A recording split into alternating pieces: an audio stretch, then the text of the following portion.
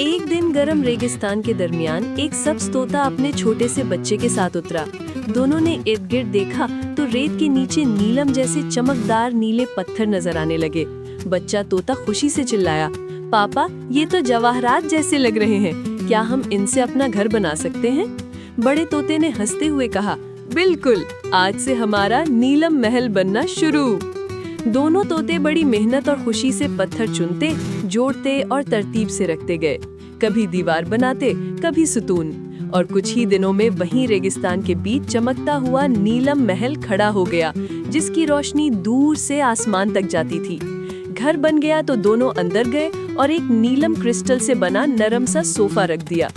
फिर वो एक जादुई स्क्रीन यानी टीवी ले आए, जो रात में रंग बदलता था। बाद में बड़ा तोता हवा में उड़ा और रंग बिरंगे गुब्बारे ले आया। बच्चा तोता खुशी से कूदने लगा और दोनों ने मिलकर पूरा घर गुब्बारों और रोशनियों से सजा दिया। घर देखकर लगता था जैसे कोई नीली रोशनी का महल हो। आखिर में दोनों तोतों ने खुशी से कहा, अगर हमारा नीलम महल अच्छा लगा हो तो लाइक और सब्सक्राइब जरूर करो।